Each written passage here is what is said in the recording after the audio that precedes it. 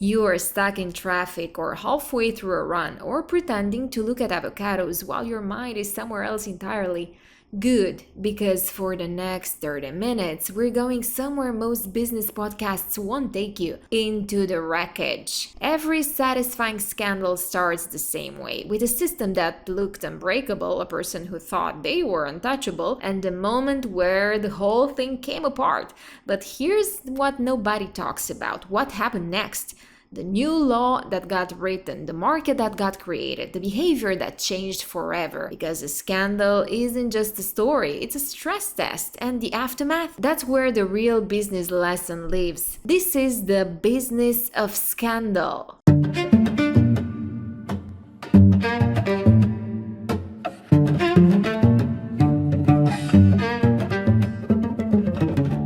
Picture this: May 2017, the Bahamas. You're sitting in a tent, not a glamping tent, a literally military-grade disaster shelter. The sand is real, the humidity is real, the problem is real. Outside, there's no stage, there's no water, there's no food except, and I want you to sit with this for a moment, a plain cheese sandwich on a brown bread that an Instagram influencer would later describe as jail food. And you paid $8,000 to be here. Not for what you got, for what someone convinced you would exist. This is the business of scandal. I'm Anne, and this is the story of how a 25-year-old entrepreneur named Billy McFarland and a rapper named Ja Rule nearly destroyed the credibility of an entire industry, the influencer economy, by proving beyond any doubt that it actually works, just not the way anyone wanted to. Before we get into the wreckage, I need you to understand what Fyre was supposed to be, not what it was supposed to be. It was a music festival, or that's what the promotional material said, but that's like saying the Titanic was a boat. Technically true, profoundly incomplete. In January 2017, Billy McFarland and Ja Rule announced something called Fyre Festival. The festival was built around an app, also called Fyre. The app would connect fans to their favorite artists, musicians, celebrities in ways that had never been possible before. It was about access, intimacy, the behind-the-scenes moments that make people feel like they're inside a velvet rope. The festival itself would be held on a private island in the Bahamas, all-inclusive, a long weekend, April and May 2017. The promotional video, I'm going to send you to this video after the episode because you need to see it, featured supermodels, celebrities, and private island. Models in bikinis, jet skis, private planes, watches that cost more than cars. It looked like Paradise had developed an Instagram account and decided to monetize it. Here's where it gets interesting. They didn't release a lineup, no bands announced, no schedule. They just showed you a feeling. And then they showed you the price tag. Early bird passes, $4,800. VIP packages, $12,000. And somehow people bought them. Not a handful of people, thousands of people. They spent millions. They bought the promise. They bought the narrative. They bought the future before it existed. Why did that work? This is the first question we need to answer. To understand Fyre Festival, you have to understand Billy McFarland, not because he's a genius, but because he understood something fundamental about how people making purchasing decisions. We don't buy products, we buy status. Billy McFarland dropped out of college. He moved to New York. He wanted to be rich, not comfortable, not secure, rich. The kind of rich where you can rent a penthouse in Manhattan for a weekend and throw a party where people give you money just to attend. He started a company called Magnesis. It was a credit card, but not just any credit card, a black credit card. It was for young, wealthy people who wanted exclusivity, membership, a tribe. Here's the clever part. The credit card didn't have to do anything special. It just had to look exclusive, and it had to offer access to parties, access to restaurants, access to other wealthy people. For a while, it worked. He built Magnesis into something. He collected young millionaires. He threw parties. He became known as a guy who could create experiences. But there was a problem, and this is where the narrative starts to fracture. Magnesis was a fraud. Not technically, not at first, Billy McFarland raised money. He made promises about the credit card benefits. He promised travel experiences, concert access, restaurant reservation at impossible to book places. And then he didn't deliver, or he delivered selectively for the right people, the connected people. Everyone else got a black card that did basically nothing. In 2013, he was sued. Multiple lawsuits. The company collapsed. He paid settlements not because he had to, but because the lawsuits were making it harder to build his next thing. Now, here's where the second act begins. Billy McFarland meets Ja Rule. Ja Rule is a rapper from the early 2000s. Hits like Always on Time and Hola Hola. By 2016, his commercial peak has passed, but he had something Billy wanted: cultural credibility, audience, celebrity. They decided to build something together, an app that connects fans to celebrities. And to launch that app, they decided to throw an event, not just any event, the event, the cultural moment that would define a generation. They call it Fyre Festival. Now here's where the psychology gets interesting, and this is where I want you to think like a marketer, because the architecture of what they build next is a masterclass in persuasion. They didn't build a festival first. They didn't book the bands first. They didn't secure the island first. They build the narrative first. And if you want to understand why this mattered, let me frame this the way a screenwriter would. If Fyre Festival were a movie, here are the characters. Billy McFarland is the villain, but not the kind you'd expect. He's 25, he's charming, he believes his own pitch. He's not a cackling supervillain twirling a mustache. He's a guy who convinced himself that if he could just tell the story well enough, reality would follow. That's more dangerous than malice. That's delusion with a marketing budget. Ja Rule is the enabler, the celebrity who lent his credibility and his name without lending his judgment. He didn't create the fraud, but he made it credible. He made it culturally real. The 400 influencers, they were the unwitting accomplices. They didn't know they were selling nothing. They thought they were in on something special. That's what made them effective. Their enthusiasm was genuine, even if the product wasn't. The investors are the marks who thought they were the smart ones in the room. They saw an app connecting fans and celebrities and thought, that's the future. They were right. They were just backing the wrong version. And the hero? The hero is the person in the tent who posted the cheese sandwich photo, because that person with one image did more investigative journalism than every major outlet that had covered the festival leading up to it. One photo destroyed a multi-million-dollar narrative. They created a promotional video. It was directed, lit, and produced like a $3 million Super Bowl commercial. In it, Kendall Jenner, Bella Hadid, other models, actual celebrities appeared as if they were already planning to attend. They showed private planes, bikinis, jet skis, paradise. Then they did something ingenious. They hired 400 influencers, not musicians, not celebrities, influencers. People with 50,000 followers, 100,000 followers, 500,000 followers. Instagram personalities, YouTube creators, TikTok stars before TikTok was mainstream. They gave each one of them something simple, an orange square.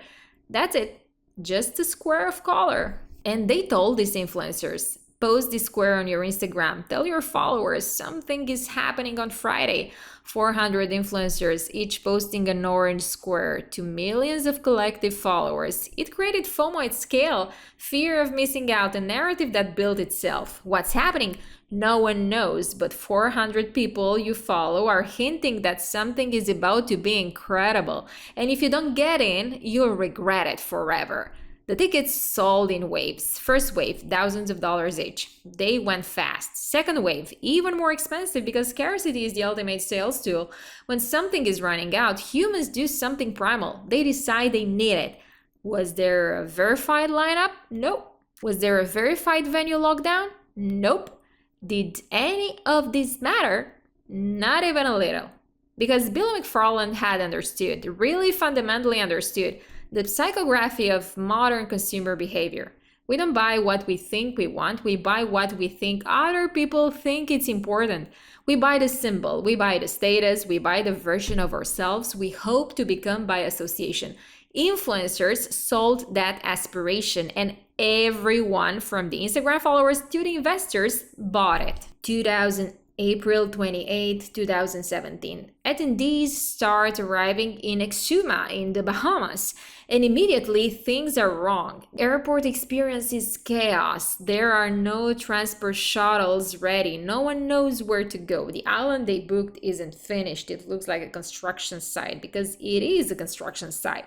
By day one, the organizers realize they have a problem they cannot solve with a narrative anymore. Reality. They promised beachfront villas. They got tents. They promised gourmet meals by world-class chefs. They got cheese sandwiches. They promised top-tier musical acts. They didn't have the money to pay anyone anymore because they'd spent most of the $26 million they raised on the marketing. Think about that for a second. $26 million. That's roughly the production budget of a mid-tier Marvel movie. All of it, essentially, spent convincing people to show up. Almost nothing left for the showing up part. On day one, Kendall Jenner pulls out. She was never really going to attend, but the rumor was enough to sell tickets. Once she's not coming, the narrative starts to collapse. By day two, attendees are posting videos, Instagram videos, TikToks. The gap between the promise and the reality is too large to hide. Where is everyone? Why are we in these tents? What music festival has no music? I haven't eaten a real meal in 18 hours. The viral moment isn't the festival, it's the disaster. And let me walk you through the logic of why this was always going to fail. Let's be precise about the cause and effect. Step 1. They raised $26 million. Step 2. They spent most of it on marketing, not infrastructure, the promotional video, the influencer payments, the PR campaign. Step 3. They promised luxury experience, private planes, gourmet meals, world-class entertainment to people who had paid luxury prices. Step 4. On arrival, they delivered tents, plain sandwiches, and promises that the experience was about community, not comfort. Oh, step 5. Everyone attending had a camera, not some people. Everyone. And social media meant the gap between promise and delivery was broadcast to millions in real time. Step 6. There is no step 6 where this works. There is no version of this story where you deliver tents to people who pay $12,000 for paradise and they post about it positively. The math doesn't work. The narrative can't survive contact with reality. The organizers make a decision at this point that's almost beautiful in its desperation. They try to keep control of the narrative by being honest about the chaos. Yes, there are challenges, they announce, but stay with us. The experience is about community, not comfort. You're part of something historic. Oh, spoiler alert, no one believes this. By day 3, people are trying to leave, but there's a logistical nightmare. The island has limited ferry access. People are stranded. Some attendees start raising money on the internet, literally crowdfunding their way off the island because they've spent thousands to get there and now they can't get out. The security tries to prevent people from filming, and this makes it worse. Every attempt to control the narrative accelerates the narrative's collapse. By the end of the weekend, the festival is cancelled. The organizers issue a statement blaming weather and vendors. Neither explanation is true. The truth is simpler. They spent all the money on marketing and experience they couldn't deliver, and when faced with a gap between promise and reality, they had nothing. Not a contingency plan, not a refund strategy. Nothing. Let's be precise about the wreckage because precision matters. Numbers tell stories. $26 million raised, most of it from actual investors who believed in the app and the festival as a business model. That money is gone. The investors get lawsuits, not refunds. Billy McFarland is charged with wire fraud and conspiracy. Federal charges. He pleads guilty. He's sentenced to 6 years in federal prison, ordered to pay back $26 million. Think about that. He's going to be paying for this for the rest of his working life. And he's not the only one. Ja Rule is also sued. He settles for an undisclosed amount, but the settlement is substantial. His reputation, though, that's harder to measure. And about the attendees, thousands of people paid between $4,000 and $12,000. Most of them never see a refund. Some settle lawsuits after years of litigation. What they actually get back is pocket money compared to what they paid. But the real cost is psychological. They were conned by people they admired, by influencers they followed. The experience didn't just disappoint them, it revealed something dark. If you can convince enough people that something is valuable, you can sell it before it exists. The workers on the island, here's the part that often gets left out of the scandal narrative. Fyre hired Bahamian workers and service providers to build the festival. Catering companies, construction crews, security teams, most of them were never paid. The government of the Bahamas had to step in. There's a lesson here about who bears the cost of disruption. The influencers? Well, this is where the damage gets existential. 400 influencers posted that orange square. 400 influencers told their followers that something special was happening, and it wasn't. The influencers didn't get paid by Fyre. They were supposed to. They were offered free festival passes and exposure. This is the word, exposure, as if followers and press mentions could pay your rent, but they lend their credibility. They lend their audience's trust.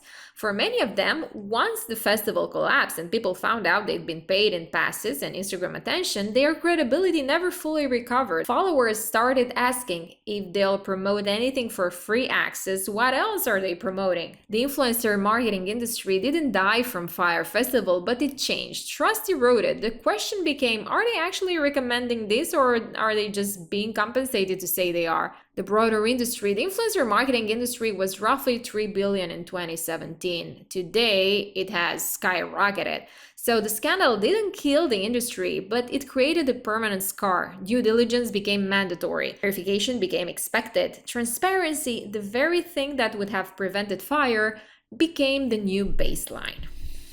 So here's the paradox. Fyre Festival was a complete failure, and it changed everything. Within months, the FTC, the Federal Trade Commission, if someone is being paid to promote something, they have to say so. Not in tiny print, not hidden in a disclaimer, clearly, visibly, ad or sponsored. It has to be obvious. That's good, that's necessary. But it's also insufficient because Fyre Festival wasn't primarily a problem of non-disclosure. The influencers knew there were questions. They just didn't ask them. They didn't do due diligence. They didn't think about whether the thing they were promoting actually existed. So the real industry shift was something else. Due diligence culture. Suddenly, influencer marketing agencies started asking different questions. Who's the founder? Was their track record? Is the product real? Is the business model sustainable? Have they actually delivered before? You know what that created? A whole new industry. Influencer vetting companies, due diligence firms, companies whose entire job is to ask, is this real or is this another Fyre? That industry didn't exist before Fyre. Now it's a multi-million-dollar sector. Here's the second thing that changed, the way people think about celebrity endorsements. For decades, celebrity endorsement was simple. Famous person likes product. Famous person tells you about a product. You believe famous person because they're famous. Fyre Festival proved that model doesn't work anymore because it revealed the actual incentive structure. The famous person gets paid or gets exposure or gets access. They don't necessarily care if the product is good. They care if the deal makes sense for them. That made people skeptical. Smart people started asking, who benefits from this recommendation? And are they trustworthy? That's healthy, that's growth. But here's where it gets interesting from a business perspective. After the skepticism settled, something else emerged. Selective trust. People stopped trusting influencers in general, but they still trusted specific ones. The ones who had been around. The ones who'd made specific product commitments and delivered. The ones who said no sometimes. Boring influencers, in other words. The ones who weren't chasing every deal. If you're an influencer and you want to survive post-Fyre, your stock is in your credibility, not your following count, not your engagement rate. Whether people believe that if you recommend something, it's because you actually like it. That shift from performance to credibility, it's enormous. It changed how influencer contracts are written. It changed how influencers negotiate. It changed what being an influencer actually means.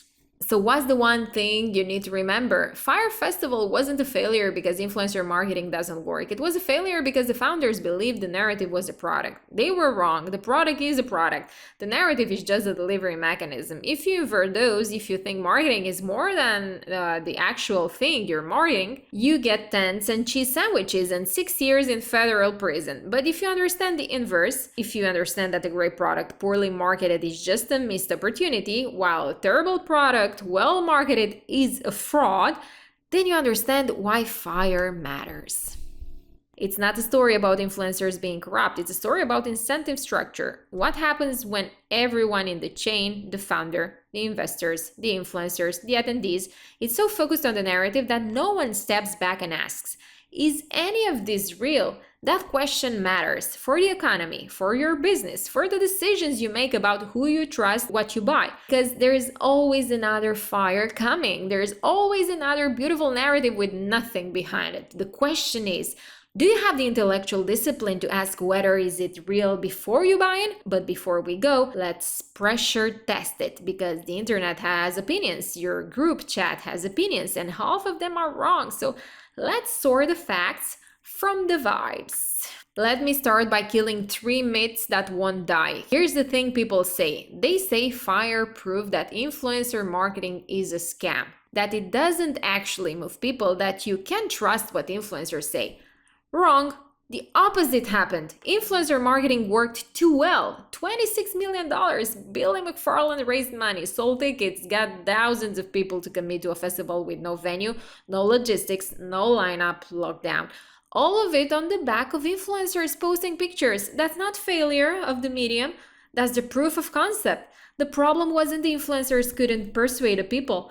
It was that nobody was asking any questions. Second myth, the influencers were in on it.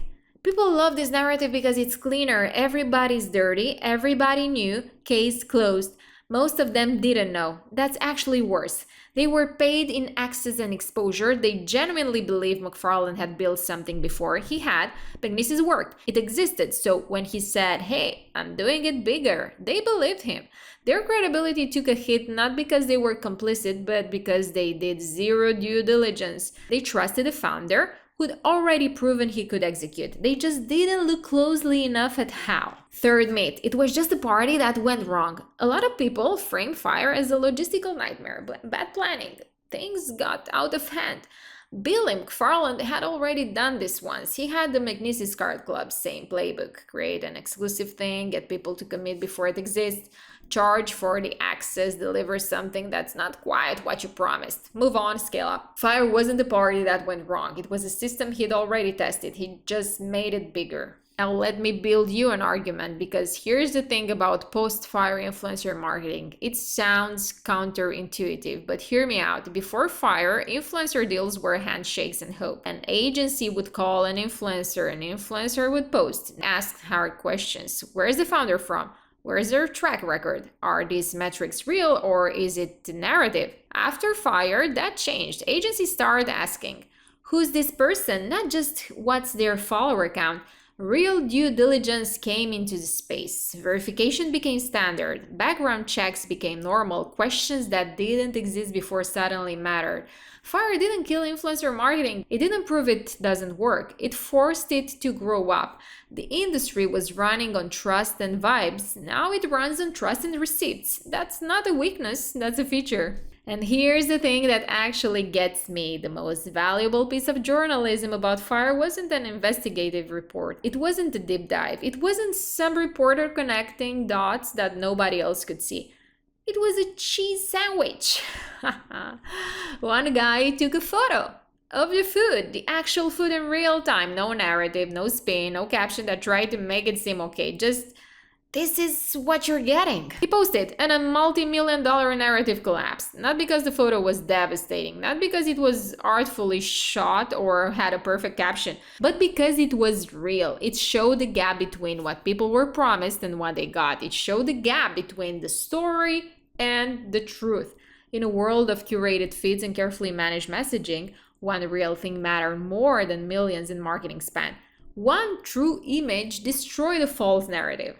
So where does that leave us? Fyre wasn't about influencer marketing being broken. It wasn't about fraud that nobody could see coming. It wasn't about a party that went sideways. It was about a system that rewarded narrative over reality. And what happened after showed that when reality shows up, when someone posts what's actually there, no amount of strategy can compete with that. The scandal wasn't the failure. The scandal was the bet that narrative would win forever. And for a moment, McFarland was right. It almost did. Next week, we're looking at a different kind of scandal. One Instagram post, one personalized beer can, and 27 billion in market value. Gone. We're talking about Bud Light and what happens when a brand forgets who its customers actually are. See you then. The Business of Scandal is a production of Brave New Media. I'm your host, Anne, and this episode was written and produced in-house. If you want to go deeper on Fyre Festival, the documentaries, the lawsuits, the timeline of how everything fell apart, head to our show notes. We're gonna soon be on Apple Podcasts, Spotify, and everywhere you listen. If you like what we're doing here, please subscribe to our YouTube channel, leave a review, and share this with someone who makes marketing decisions or business decisions. They need to hear this. Thanks for listening. We'll see you on the next scandal.